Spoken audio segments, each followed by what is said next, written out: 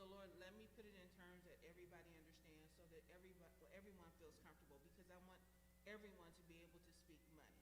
So that's what I'm asking for tonight in Jesus' name. Amen. Amen. Okay. I need a mic. Okay. People might need to hear you. All right. Yeah, and I'll turn up the gains a little so you don't have to have it right. Okay, good. All right. So one of the reasons that I had you guys set up the stash account first, or actually, I'm sorry, what I had you set up Mint first, is because I wanted you to find a few dollars to invest on the regular. One of the things about starting at this level is you have to be consistent in your investing. A lot of us are used to people just taking money out of our account and letting it go and we don't think about it. But in this instance, you're doing the investing. So you had to make sure that you had $20 here, $30 there that you wanted to invest every week. I don't know how many of you guys remember the $5 cup of coffee. Okay. Michael, were you here that night for the $5 cup of coffee? Don't worry about it. Excuse me. I'll send you the video and you can look at it later. But it was just showing how $5 a day over a 20-year period invested in the right investments can turn into $2 million. Okay? But what I want to tell you guys tonight, since we are talking about your money, if you have money that you're investing consistently, I want to show you some things that you need to know as far as what you're investing in. So the first one that I pulled up is the S&P 500. All right, that stands for Standard and Poor. Standard and Poor, P-O-O-R. All right. And it's simply, as it states here, it's the stock market index that measures the stock performance of 500 large companies listed on the stock exchange in the U.S. So that means 500 companies, and they choose the 500. It's pretty consistent. It's very seldom that someone comes off that list. So when people ask you, are you investing in index funds, this is what they're talking about. There is an S&P index fund where you get to buy, I don't care if you just put $10 into it. You've just now bought itty-bitty pieces of 500 different companies because you invested in that index fund. Does that make sense? So that is the S&P 500. All right. Who wants to see the video too? Who wants to see the video? Kenny? Okay, so you want me to play the video again?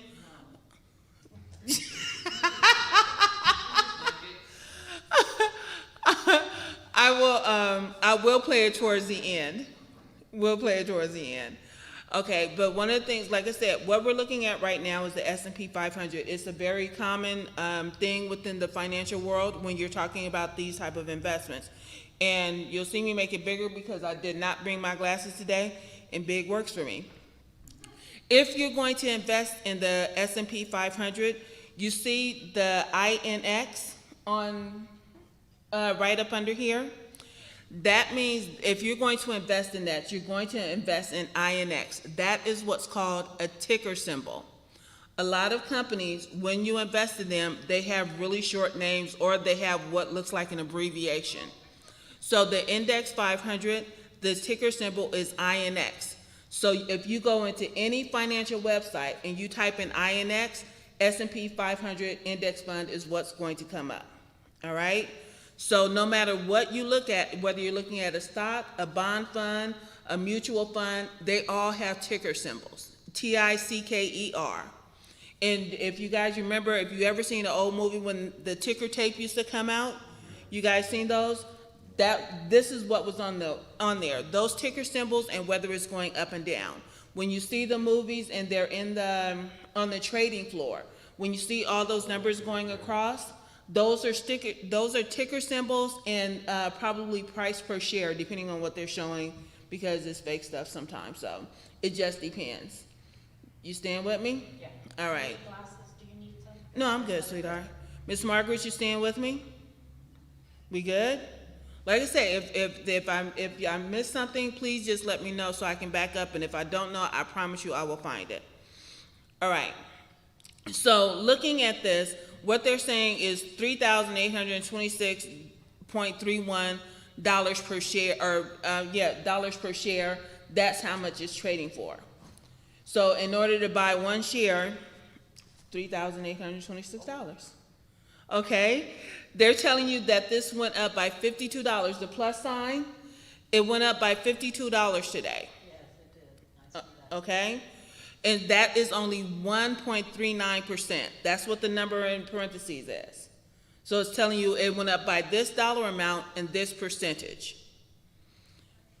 Okay? We good? All right, now this chart that you see down here, if I slide, no matter where I slide on this chart, it changes because it changes based on the time of day. You see the one that's up there, we're looking at 1 day worth of stock market fluctuation. So it starts over here. The stock market usually opens about 6 in the morning. I think this is showing it based on my time. But it opens at 6 in the morning, and then it closes at, well, for this, what we're looking at, it opened at 9:30, closed at 4. There's aftermarket trading, but y'all don't make enough money to be in it, just so you know. That means when the market closed, you can still make trades, but like I said, we aren't there, so don't even worry about it. So if you look at this, when the market opened, it started at 37.91. That was at 9:30.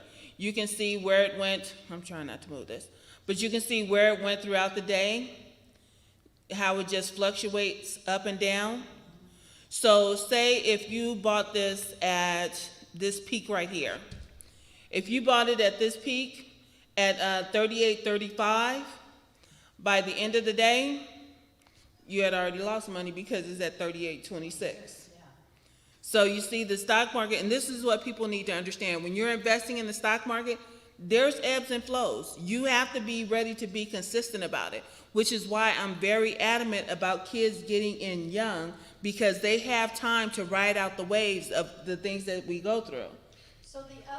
So when it says plus 52.45, Uh-huh. so that's an average across the whole day. No, that's what it ended at. Because what this number will do, what you see in green up here with the up arrow, that will change throughout the day just along with everything else.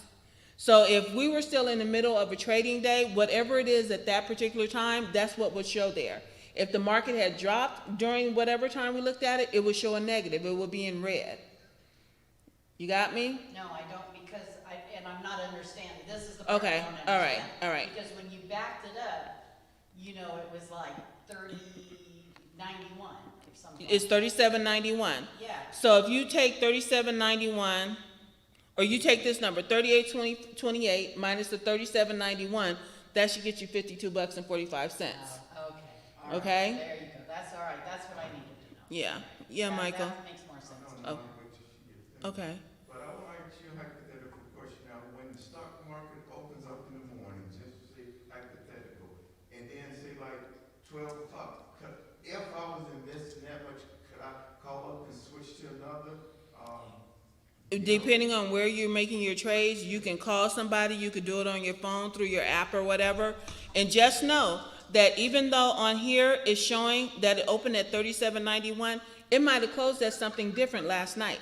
Because of after hours trading, whatever it opens at that morning doesn't necessarily mean that's what it closed at the night before. Okay, so even though it says 38.26.31 at the end of the day, Yes. it So could be something different tomorrow morning. it could be something different tomorrow morning because of after hour trading. All right. Okay, you guys good with that? You good, Miss Margaret? Okay. So it's showing you down here, it says previous close. It's showing you that the previous close was 37.73. So that's what it closed at the other day, but you see it opened at 37.91. Yeah, You see what I'm saying? yeah. So like I said, most people don't have access to after-hour trading. It depends on what type of account you have access to. It depends on who you're investing with. There are a lot of things that can play into that. If you're trying to be that type of investor, trust me, you're going to have a lot more money. Okie doke.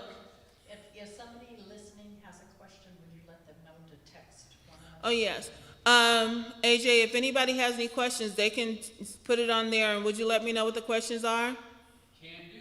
All right, sweetheart. And on, it's probably not on Pastor's Facebook page, but on the YouTube and the Children's Sanctuary Facebook page, I linked the $5 Okay, thank you so much, thank you. Okay, so down here, we have the open, the high, and the low. All right, so it's showing you that it opened at 37.91. You don't necessarily have to look, I'm sorry. Show You, me where you're at. I'm down here. I can't, let's just do this. Oh, okay. Down here, Yeah. it's hard to know where to touch on this. That's a month. The open, the high, and the low. So we know that it opened at 37.91, but we also know that this is what it closed at the previous night. Right. So that changed. The high for today, and this is what it's showing you, the high for the day was 38.4309. The low for the day was the opening price. And trust to note that the opening price doesn't necessarily have to be the low. There could have been lower points throughout the day, but as we can see, there haven't been. Right. Let's put this back here. Now, this is just in one day. You can see what it looks like in 5 days. Do you see that fluctuation? How much it dipped down? Wow, yeah. That's when everybody panics right there. Usually, yes. My thing is not here. It gets that low. But, But then it went up too though, so you. Yeah. yes. Yeah, so- And that's why you can't get nervous on days that it drops. The stock market in itself and why people invest in stock in index funds is because no matter what, at some point, the market is always gonna end up. No one is gonna continue to invest if everything's gonna be lost. So that, a lot of people who are trying to, I don't know if you guys have ever heard of, they call it FIRE now. What does this stand for? Financial Independence, Retire Early, I think that's what it stands for. So a lot of people, all they do is they invest in index funds.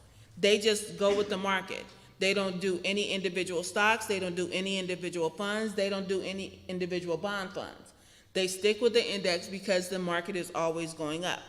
So like I said, this is based on, and I can't, this is based on 5 days. This is what it looks like in 1 month. Well, that's better than 5 days. All right, and this is 6 months. Okay. Now I want to show you, let me show you this. I want to go over here. This is what, now you see this is from when we started in March. You see that low dip down there? Do you see how low it was? Yeah, way down there. That was the market, 24.47.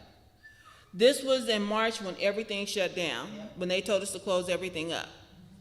So if you had invested during that time when it was down to 27, you would at least made $100 per share because right now it's at 38. And this is why people tell you to invest in the stock market, stop sticking your money in a savings account. Because at the end of a year, in a savings account, you got your dollar and a few pennies, okay? So this is what the stock market does. This is what it looks like 5 years. Look how low it was 5 years ago, $1,800. This is why you ride out the market. Unless you just invested in a janky company, for lack of a better word, the market is always going to go up.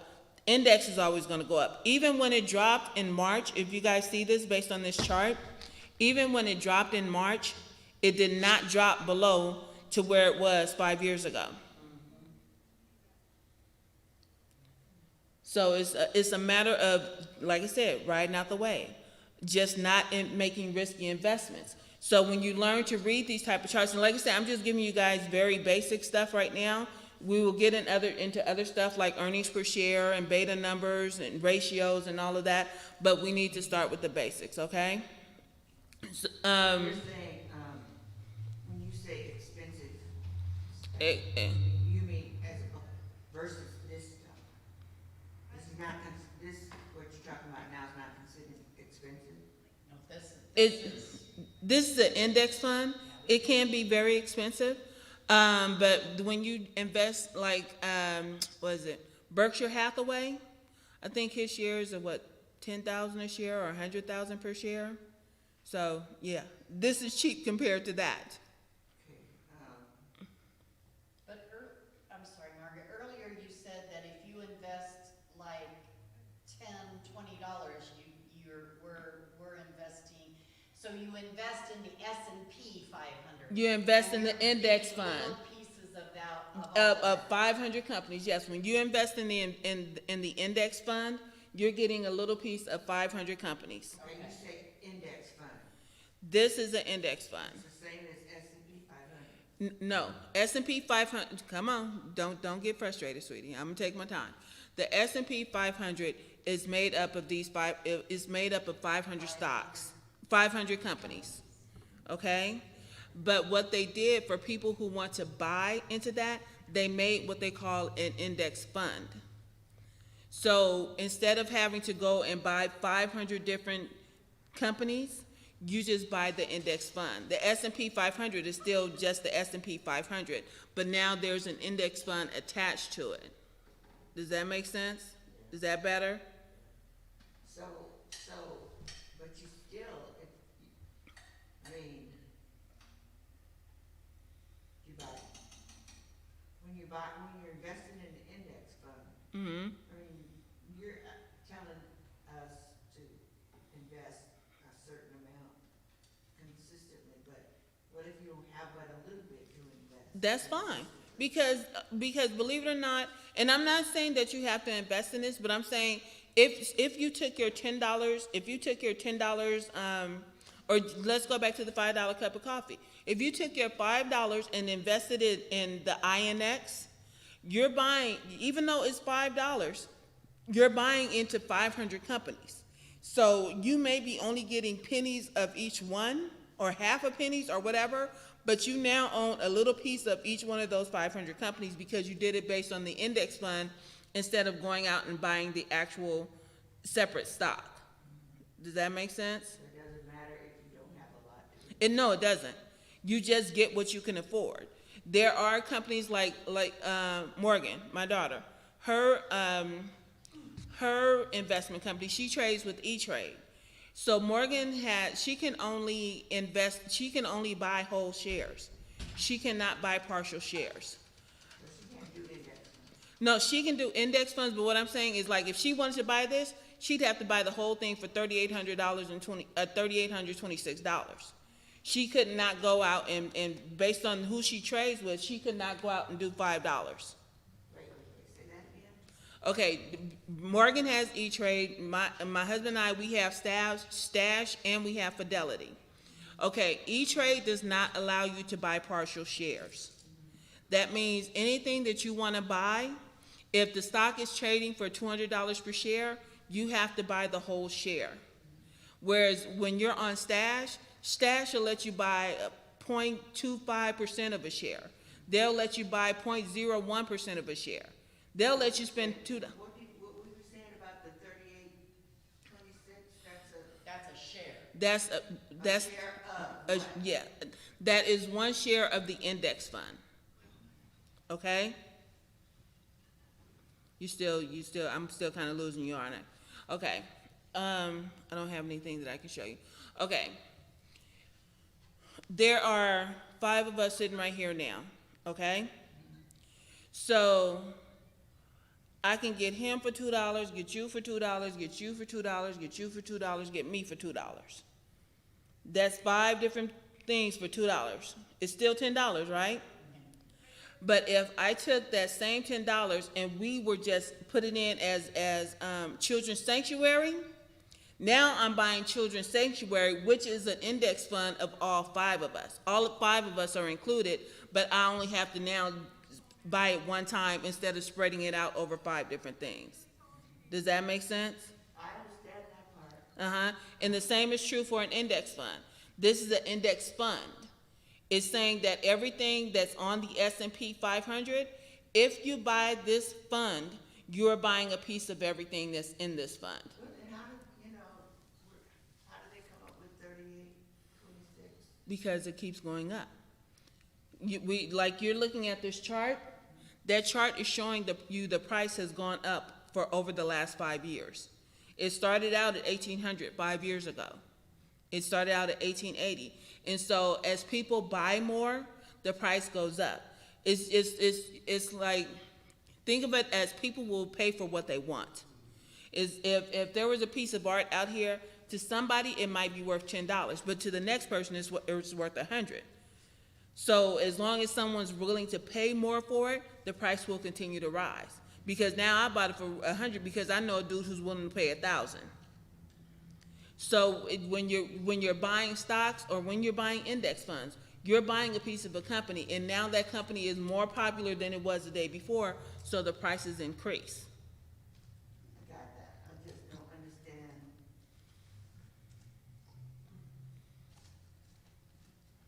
It's a bunch of different companies. Yes. You want me to show you one of mine? No, just let me try to get this question. Okay. It's a bunch of different companies, but you could, but, okay, so if I pay $10 every month, it doesn't do anything for me until I get to 38 something. No, let me show you, sweetheart. And this is my personal account. This is my stash account that I'm showing you. Okay? This is how much I have in here right now. I've made $1,000 on this one account. So my return is 16.65% based on what I put into my account. And this has just been since December of last year. All right? These are the things that I'm invested in. I'm invested in Microsoft, Delicious Dividends, Real Estate Tycoon, Big Business Bonds. This one is medium term, one is long term, Match the Market, and a junk bond fund. Now let me show you. Microsoft is its own thing. It's a standalone stock. What you're looking at is a chart similar to what I showed you before. You see that big dip? That's the same dip you saw in the S&P. That was March of this year. Yes, March of last year. All right? So I've invested $1,500. I made $184 on my $1,500 investment. You see that so far? All right, it's only 28% of my portfolio. Here's an overview. So the last price, if I bought, because I usually buy my stocks on Monday. So my last price was $239.51. The change today it went down 0.06. And the year-to-date change, it has gone up. This stock price has gone up 10% over the last year. Or year-to-date, year-to-date, which means it has gone up 10% since January 1. All right, the total change since its inception, it has gone up 18% since Microsoft hit the market, whatever day they did their IPO. All right, my dividend yield is 97%. That means the last dividend paid, that 56 cents you see right there, that's how much I made per share. So when I get paid in my dividends, I get 56 cents for every share that I own. All right, so my last dividend payout was December 10th, 2020. All right, now that's just a standalone stock. Now let me show you a fund. This is Delicious Dividends. This is a dividend fund. Is that the same as a? This is the same, it's similar to an index fund. The index fund, the reason they call it an index fund is because it follows the index, which is S&P, NASDAQ, whatever the NYSE, those are index. But Delicious Dividends, and I'm gonna show you the difference. Now this is the same thing. I've gained 22% since I started this. I've made $249 since I started buying this, and I buy it every week consistently. And mind you, because I actually dropped how much I invest. I only invest $75 a week. And so that $75 a week has to be split between everything that I buy. So if you look at this, I don't know, I'll show you the transactions. But so I've invested $1,000, I made 52. I own 20 shares, and it's 19% of my portfolio. So, and I'm trying not to get too far off. If I lose you guys, let me know, okay? But here's the overview. All right, this is considered, the risk level is considered conservative for what I invest in. The last price was $64.94. Today's change was 1.11. That's how much it went up today. Now, the year-to-date, 2.7. The change since inception, 1467. That's percent. That's percent. And I'm trying to show you, where's what I'm looking for.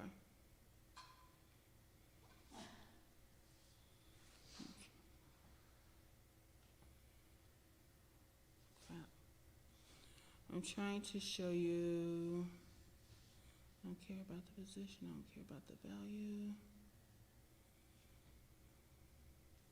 Okay, So investing just small amounts in that index fund. see this, you see this? Will own, you may forget what I was gonna say. I'm sorry.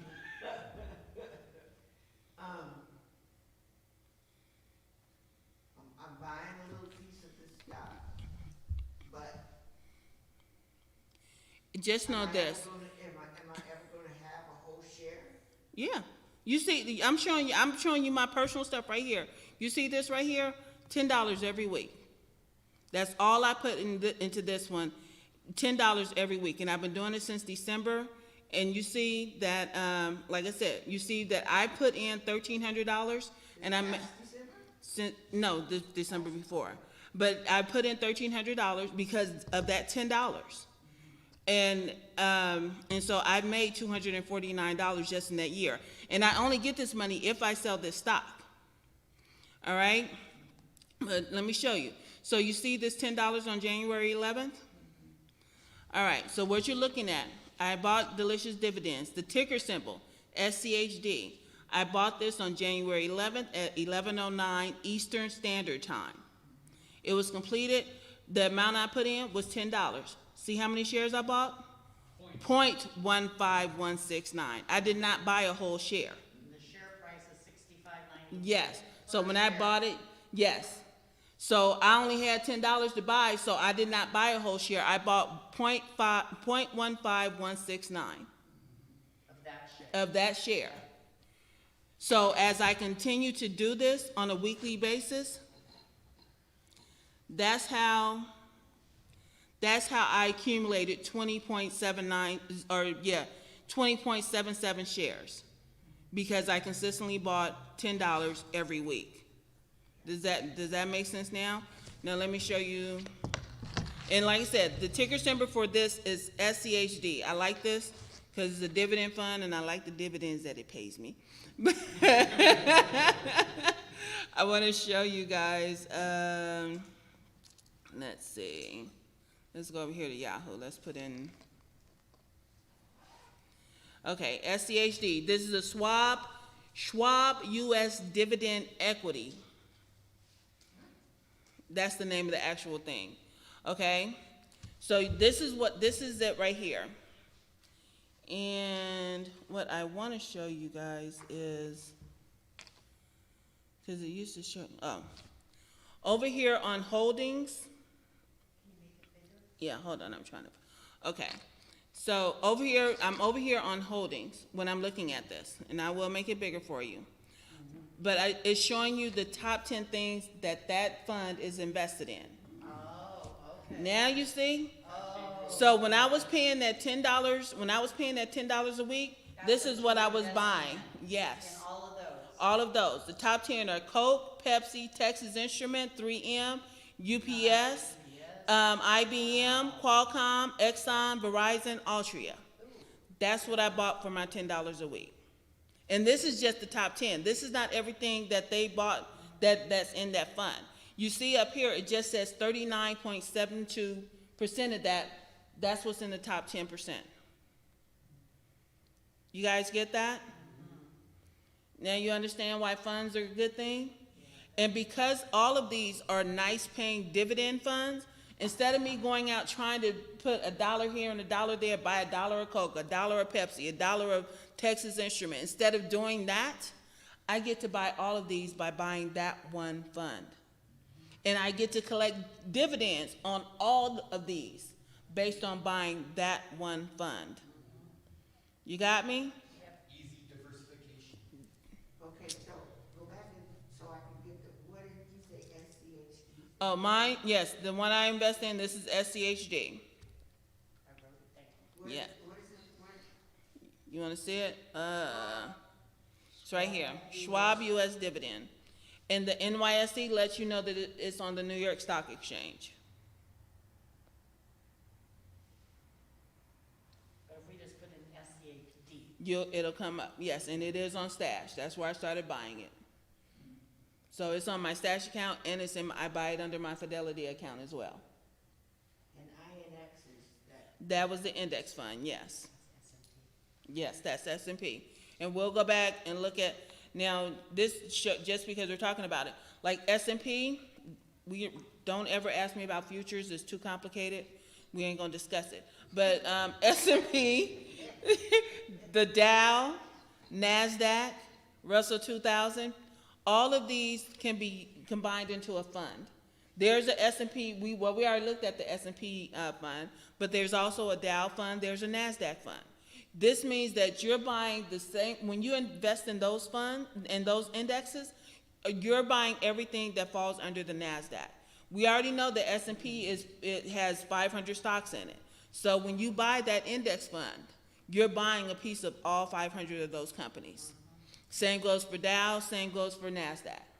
So if you're like I said, people use this as an investment strategy. They just invest in index funds because it's easier. You're getting everything that's on the market and buying these funds. So people use that as their investment strategy so they don't have to think about it. They don't have to do research on like, okay, what the hell is that? I'm sorry, Lord. It just came out. It did. But you don't have to think about what Pepsi is doing. You don't have to think about what Coke is doing. You don't have to follow all that stuff. And so when stuff is, huh? She said that works for me. I said, yep. Yes. And that's why index funds and certain funds are just easier. Instead of trying to keep up with every individual thing you have, that's why my portfolio is set up the way that it is on Stash. I have Microsoft. I think that's the only thing I have that's just a straight stock. Let me see. Where am I thing going right here? Okay. Is it sideways for y'all? Okay. Let's see. Oh, yeah. All right. So the how this and this is this is my investment portfolio on Stash. Okay, the reason I bought Microsoft, like I told you guys, Morgan started buying Microsoft when it was $60 a share. All right? That was even before, like at this low, in March, the lowest it got was 134. So even when it dropped this low, my baby still made money. She was still ahead of the game. So because she bought it at $60 a share. All right? I now have to buy it, the average price that I have, and just so you guys know, the average price is, because I told you I buy every week, that average price is averaging out every time I purchased. So some days I bought it at 180, some days I bought it at 200, some days I bought it at 160. So that's how they take your average price. Okay? So when you're looking at that, when you see an average price, is because you're consistently buying that same stock, but you're doing it at an average price. is the average price of how much it costs? No, the average price, like I said, when I showed you those transactions, how that $10 every time I bought it at a different price. So say like I bought it 5 times, so now they're gonna add all those 5 times together, divided by 5, and that's the average. Okay? You buy, every time you buy it at a different price because of the way. Because the way the market ebbs and flows, yes. You guys good now? Any questions? Yes. Yes. Could you please ask her, in her opinion, are there any choices that could put me at risk in index funds? Everything is risky. It's just a matter of how much risk you want to take. That's the question. Yeah, and so investing in and of itself is a risk. There's no way around it. It's just because, like I said, with index funds, index always goes up. The Dow is always going to go up. The NASDAQ is always going to go up. Even when we had the big dip in March, you guys see how much it came back. It's just like people ask my husband and I, were we changing our investment strategy because of the change in presidency? No. Trust me. It may act a little crazy while they're switching office and all that stuff, but what is it going to do? It's going to continue to go up. Microsoft is not going anywhere.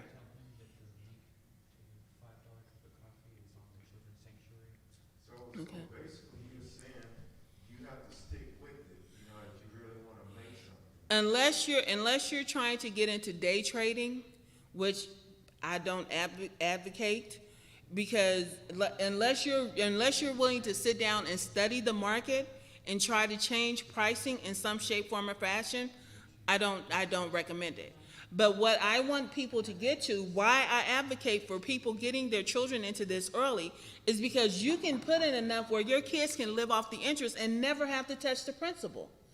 Because as your dividends continue to come in, because the strategy that my husband and I are looking at right now, as far as like dividend income, we look at it as every time we get our monthly statements, okay, right now it says maybe, it'll say something like your annual income is $100.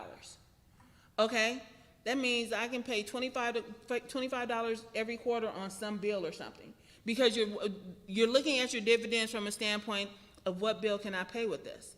If you know you have some bill that's only going to cost you $100 over the year, you now are making money just sitting there. You've made your $100 and you didn't have to go to work for it.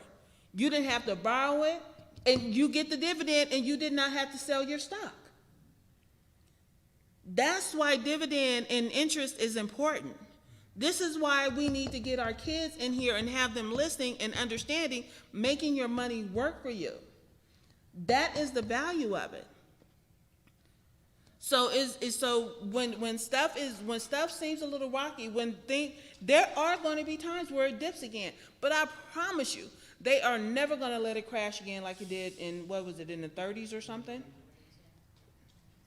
They're not going to let that happen again. When the market started, I don't know if you guys followed it, but when the market started acting really shaky, they shut down trading. Rich folks didn't want to lose their money. They shut down the market and stopped trading. It's like, oh, we'll open it up in 12 hours when y'all stop losing your mind. Rich folks are not trying to be broke again. They're not trying to jump out of buildings because they lost everything. They're not going to let that happen. People got angry. I don't know, like I said, I don't know how much you guys follow the financial news, but people got angry because people on Reddit, you guys know the website Reddit? Reddit made such a, okay, let me back up, Michael, because you weren't here last week. But we talked about how 25% of people who invest are retail investors, and that means individual investors, okay? Okay? Everything else, the other 75%, is made up of large corporations. They buy up all of the stock and all of the things that go on, futures, hedge funds, all of that stuff. They're the ones that's doing that. They were trying to short the stock on GameStop. They were trying to make it go down so that they could make money. People on Reddit found out, I don't know how they did it, but they started talking about it. GameStop stock went through the roof. Yeah. It turned around so tough that some of the websites, some of the brokerage companies stopped selling it because they did not want retail individuals to have a say in how the stock market came about. I mean, how the stock market could switch up on you. I'll put it like that. When they made GameStop go up, who is it? I don't know the name of the companies, but they actually cut off trading because retail was making a difference in the price. Big business did not want them to do that. They wanted to short the stock. And what short the stock means is that when you're buying shares as the price goes down, you actually make money as the stock price goes down. So while everybody else is losing money because they were counting on a higher stock price, those who invest in short stocks, they're counting on the prices going down. See, a lot of us don't even know that you can make money that way. When you know that a company is about to go out of business, or like if you had bought JCPenney, if you had shorted JCPenney stock when they were going into bankruptcy, you'd be a rich son of a gun. But we don't know that. And we don't know how to invest like that. We don't have the capability. So right now, it's about getting in where you fit in based on how much you have. Come on. So was that was a kind of a shady thing that? It was a very shady thing. Yeah. It was very shady. They sat there and they tried to control the market. They wanted to corrupt this company. And the folks on Reddit, because they are gamers, they said no. They started going out there, they started buying it up. I don't know what all they did, but they reversed it. So the brokerage houses said, no, you guys can't control this. We're the ones that control this. So they took it off and told people they couldn't buy anymore. It was in court and everything. It was wrong. I don't know how illegal it was, because after a while I lost interest and I stopped keeping up with the story. But just so you know, people manipulate the market for their benefit. And the ones with the millions and the billions are the ones that's doing it. What was that guy years ago had this Ponzi scheme? He went to prison, Madoff or something? Yes, yes. Yeah, so now he was in the stock market and all this other stuff, wasn't he? When people do Ponzi schemes, what they're doing is let me see if I can explain this.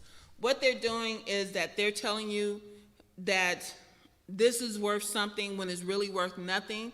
So you're investing all this money and they're telling you that your money is growing, but in reality, they've never invested it in anything. They just stuck it in their pocket. That's the simplest way to explain it. Did she just yell at me? No, she's on the phone.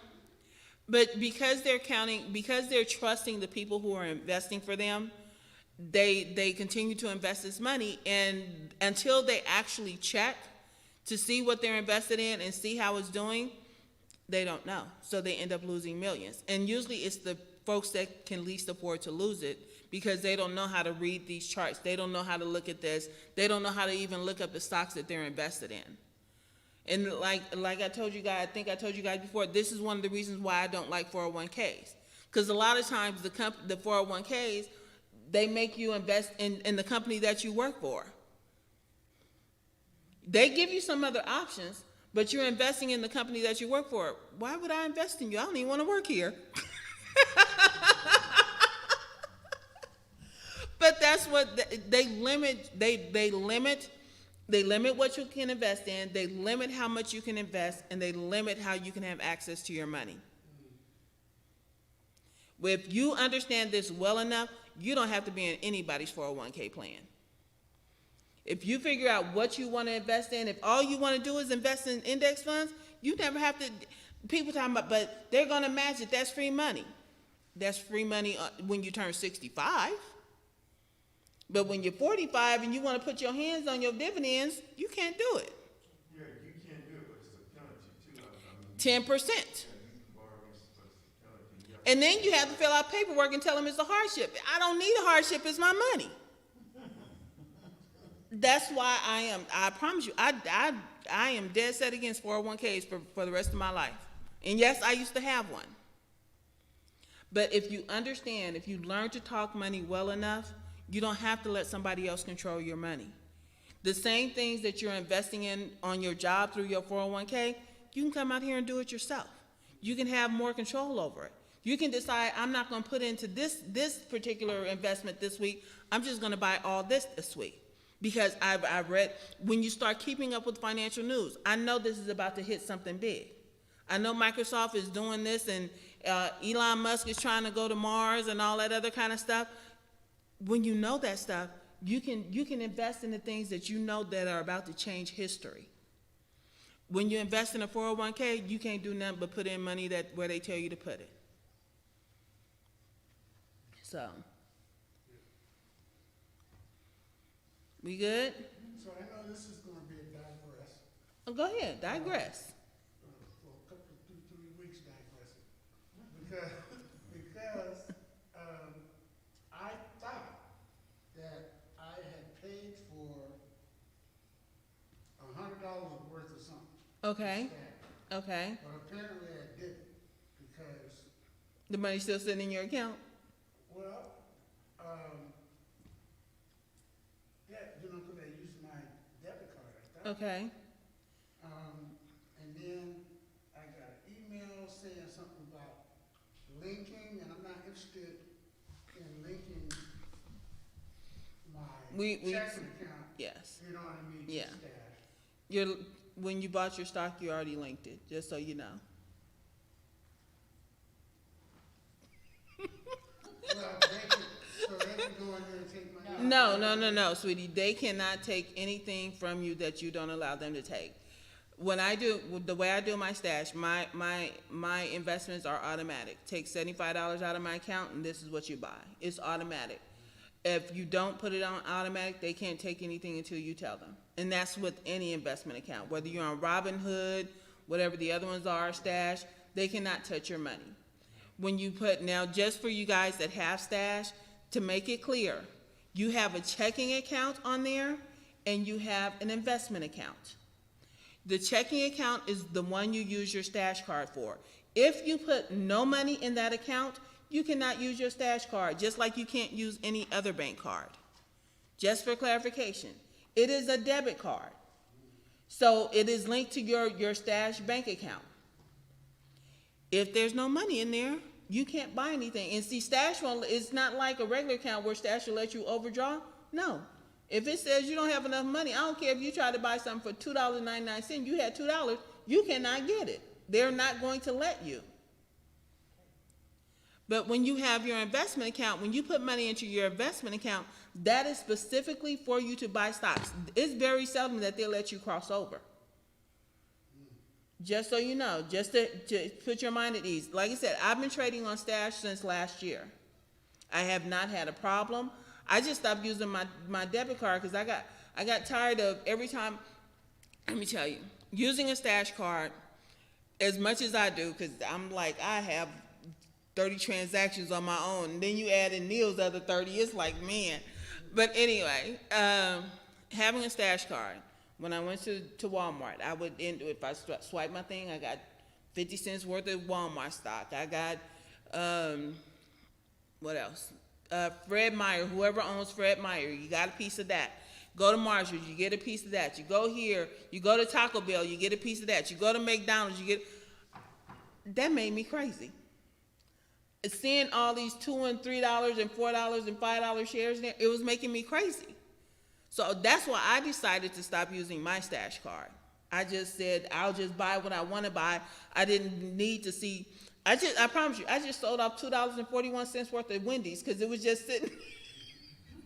Because the last time I used my Stash card, I bought Wendy's. So I had $2.41 worth of Wendy's stock. That was messing with my sensibilities. So I sold it off. But just know, every time you use your Stash card, you are buying a piece of whatever it is. And if it is not traded, if it is not on the stock market in some shape, form, or fashion, it will buy you what it calls worldwide market, I think is what it's called. Yes. And so that is just a fund that just pulls stocks from all over the world. So now you're an international investor. Okay? Yes, you know, right here, what it says is, to start investing, you need to link your checking. Okay. I thought we just finished yours. We didn't finish his, huh? Is that what it is? I guess so, because I thought we had done it. Because, okay. Apparently we didn't. Look at, I'm trying to, let's go home. Okay, here is mine. You see this? On one side there is invest, and on the other side there's the bank. It's showing you that out of 99 stock rewards, that means swiping my card 99 times, I got $1.95, and they were spread out all over the place. That $1.95 was working my nerves because it was like spread out over 10 different stocks. I didn't need that kind of crazy. There is nothing that says you have to use the Stash card. It's just a lot of people like it because, you know, like a lot of people like getting the 2% back on Discover and different things like that. It's just similar to that. But instead of getting the 2% back, you're buying stock in everything that you swipe your card for. That's all it is. Okay? You see? So on mine it says I have $20 in investment and $10 in the bank. Yes. So if I wanted to go buy something at Walmart, You would buy, $10, yep, you would get, out of my bank, that bank it would come out of that bank, and then you would get whatever stock equivalent that would, now you would own a little piece of Walmart. And if I wanna invest in something, then I have to go into the investment and put in Yes. there where I wanna invest. Yes. Oh, okay. You're getting there, huh? Got it, yeah. Alright. So, but we can take from our bank account. And put money in and here. Put money in both of You these. can put money in both of these, yes. And how, I'm not sure I know how to do that. Your account is already linked. We can do it off camera and offline and all that kind of stuff. But your accounts are already linked, because otherwise you wouldn't have money in there. Okay, So trust and know, your account is already linked. okay. Mine. If you got $100, yours is too. Well, I thought I did, but apparently I don't, cause it's saying my total stash value is 0. Okay. Like I said, we'll look at it after and make sure. But if you finished your process, then Apparently I did, cause it says complete your financial. let me see, because I know I sent you the thing for the $20. Let me see if you finished yours. Nope, it says send you a reminder. You did not finish yours, because otherwise you'd have got your $20 when she got her $20. So we can finish yours when we're done. Mint had a $40 promo, but it never gave me it. Really? Yeah. See, I didn't know anything I've about been Mint. minting with Mint. Okay. The only, like I said, the reason I asked you guys to sign up for Mint is because I wanted it to help you categorize your money and to find out where you were wasting money. Because we waste a whole lot more money than we think we do. So if you find out that you're wasting $50, I don't care if you continue to waste, but take at least 25 of it, waste 25 and invest 25. That's the only reason I wanted you guys to get on Mint. Yeah, got it. Makes sense. Because I need you to find out where your money is going and how is it doing whatever it's doing. It wasn't to make your life more complicated, Miss Margaret. It was just a, and that's fine. But my thing is, if you know that you got $10 extra, then invest that $10 extra. If the budget thing is not working for you, if it's just making you that crazy, sweetie, you don't have to do it. It's your money. My thing is just understanding, like I said, understanding where your money is going, how you're messing off your money, because but I promise you, I know about messing off money. Did it a whole lot, and so forth. So being on Mint and knowing where my money was going made a big difference, because like I said, we now are able to set aside. Whereas before we would be broke at the end of the month, we now set aside, as a family, we set aside at least almost $1,200 a month.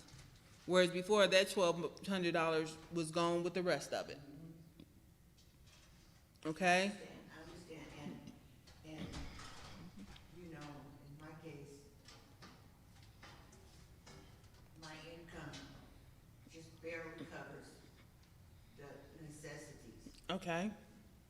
And I know when I go off and spend money on crazy stuff. Yeah. I know that.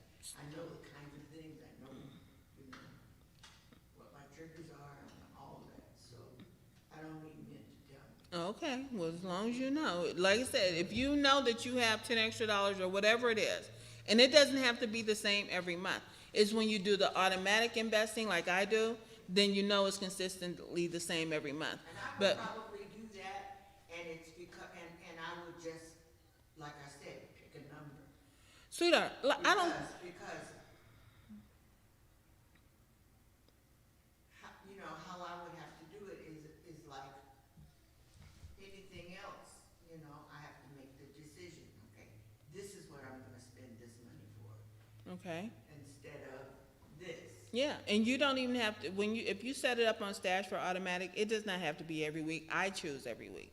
You can make it every month, every 2 weeks, however you wanna. Because I don't get money every week. And so, then do it on the day that you get, if you know that you get money on, say, the 3rd of every month, I'm gonna take $10, I'm gonna put $2 here, $2 here, however you're going to break it up.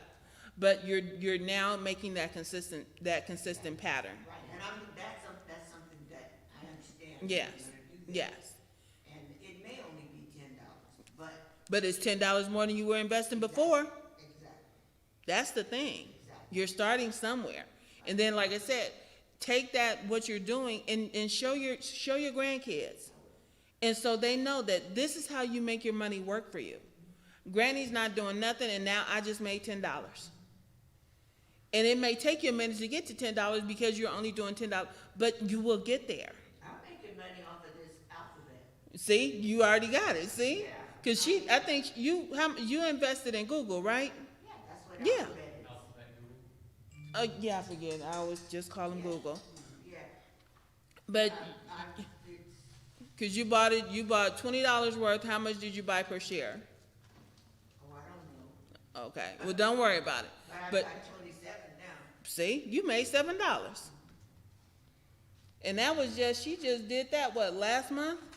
And like I said, compare that to a savings account. If you put $20 in a savings account, how much would you have? Probably not even $20.21. No, you would not have 21 cents.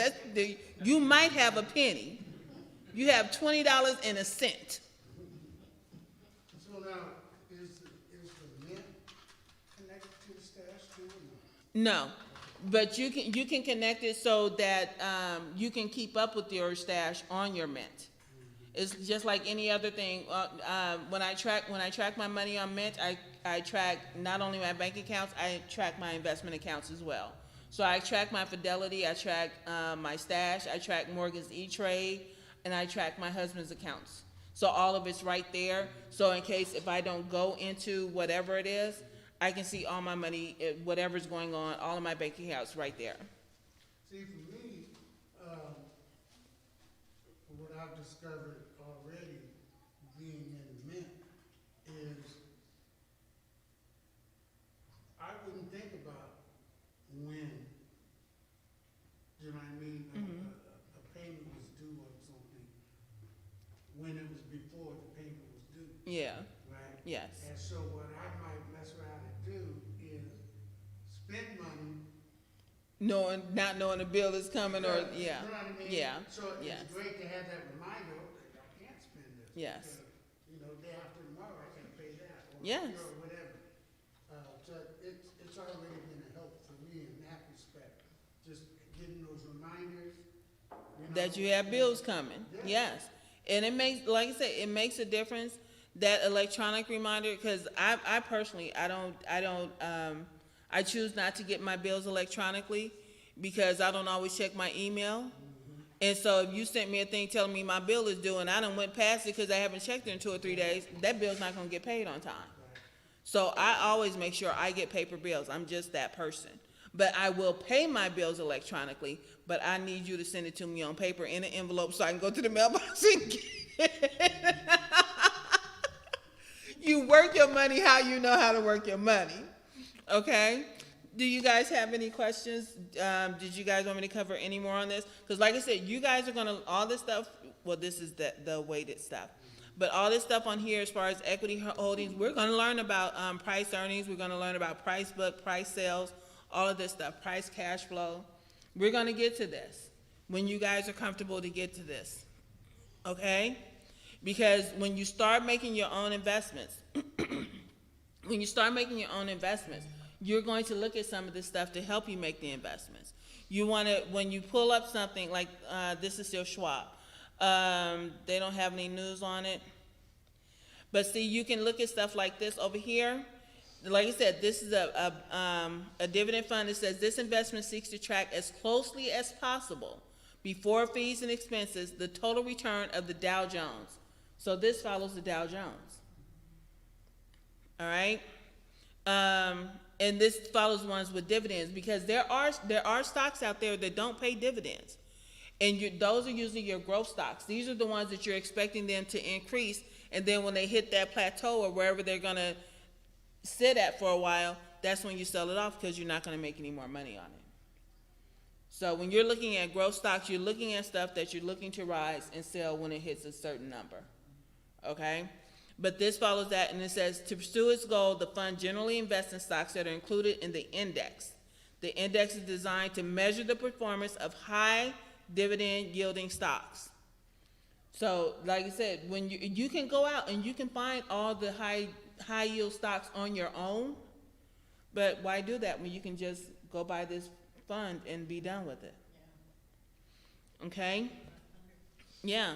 The fund invests in at least 90% of its net assets in stocks that are included in the index. So, which means it's probably invested in some bond funds as well.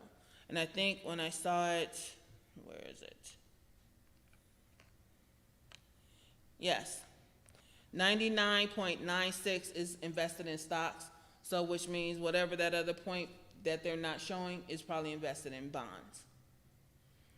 Bond funds, I like bond funds. They don't normally pay a lot, but I like them because they give me monthly dividends. I want to see some money coming in every month. Whereas SCHD, it only pays quarterly. Microsoft only pays quarterly. Morgan has Nike, it only pays quarterly. Starbucks only pays quarterly. It is probably still going to end up being about the same, because whereas I'm getting, say, $2 every month, which adds up to $6 quarterly, what's name is just giving me my $6 all in one lump sum at the end of the quarter. So it's just a mental thing for me, but I want to see money coming in every month. And there are stocks out there that will do that as well, just the ones I invest in don't. Okay? When we're talking about your streams of income, dividends are a stream of income that you can live off of. You will pay taxes on it when you get it. So let me make that very clear. He has another question? I don't understand what he's saying. He says, Okay. I need paper bills too, what's that mean? Oh, because I said I need my bills in paper. Oh, Now, yeah, when you'll see your statements,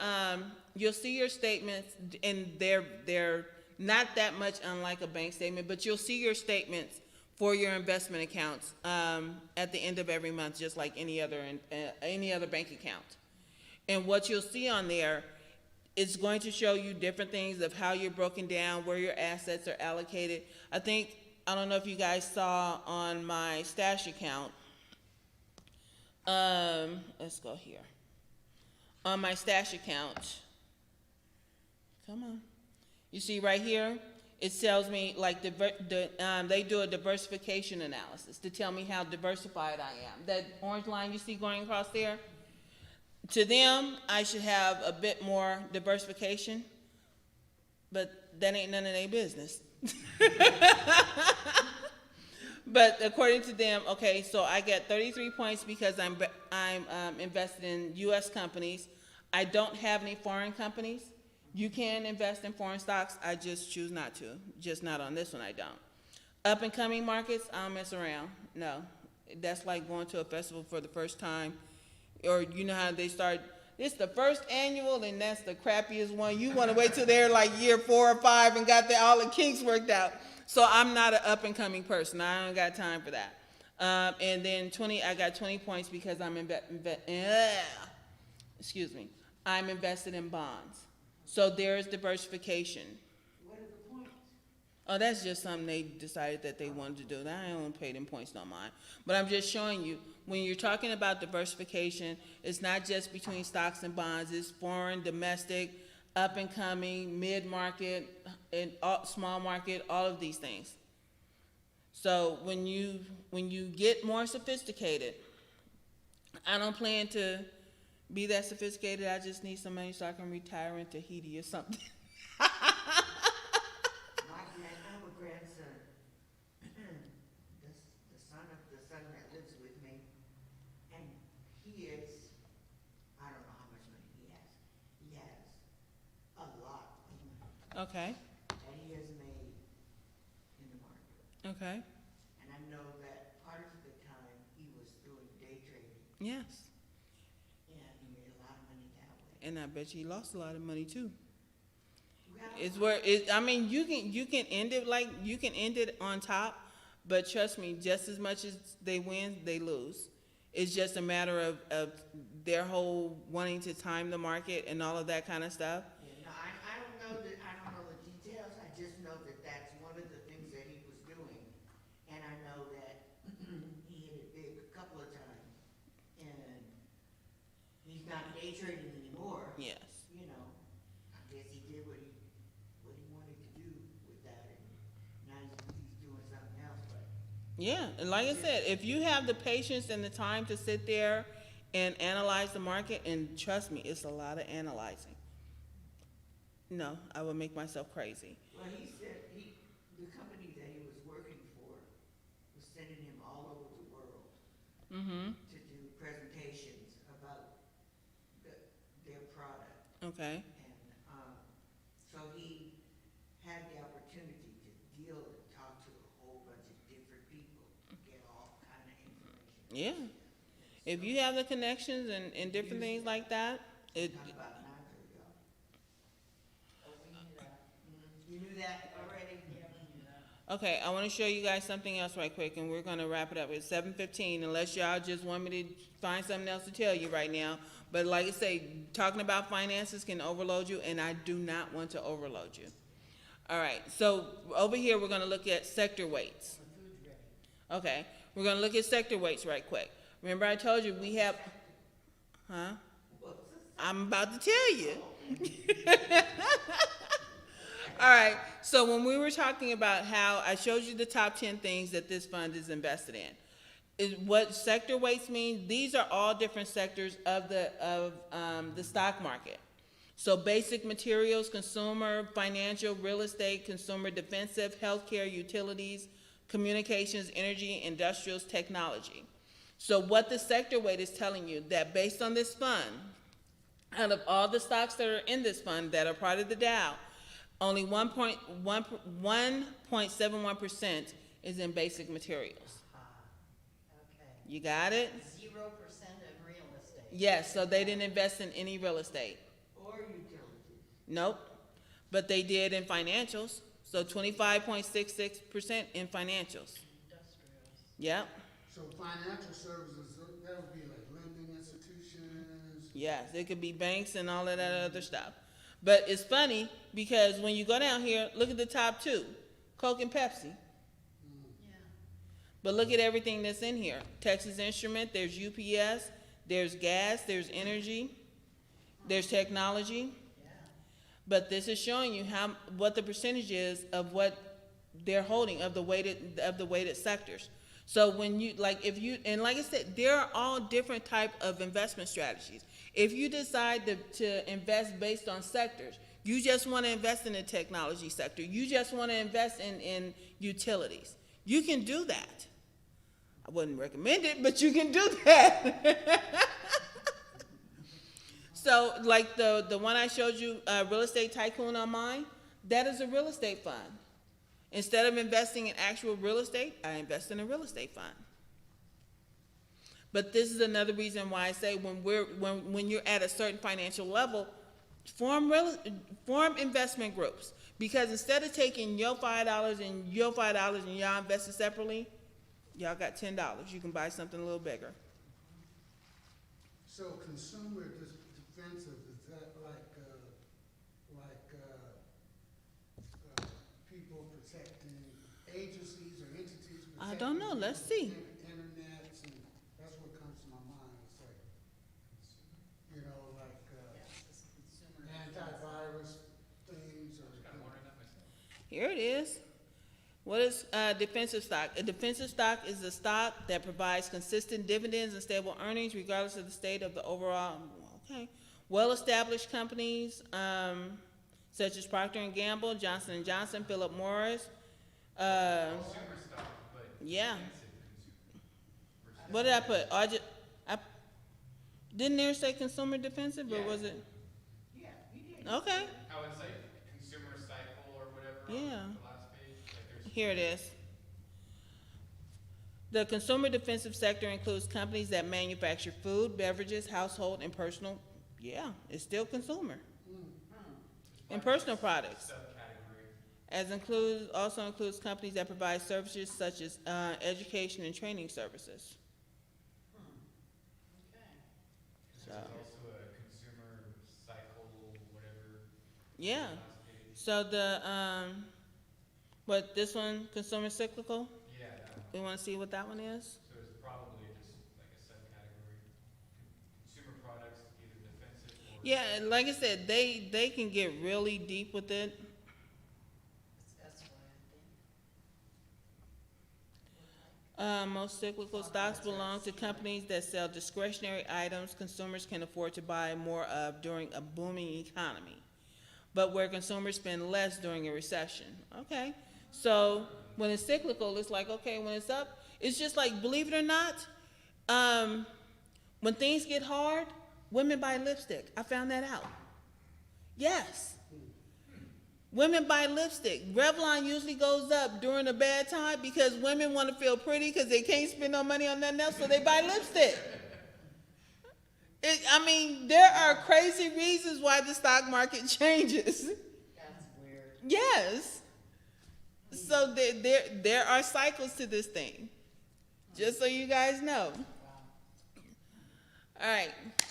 Are there any other questions about tonight? Did we cover some stuff? Did y'all learn some stuff? Okay. Michael, you good over there? All right. Any questions before we wrap it up? Got a lot of information, so. Was it helpful?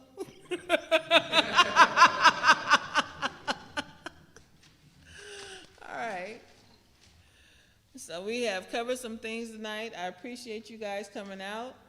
Tell April and Kenny, thank you for Said, yes, I learned. Oh, okay. Now, when you guys get to the whole Bitcoin and crypto, and I don't do that. I don't need to. So who did you invest in, Margaret? She bought Alphabet, Google. Google. Yes.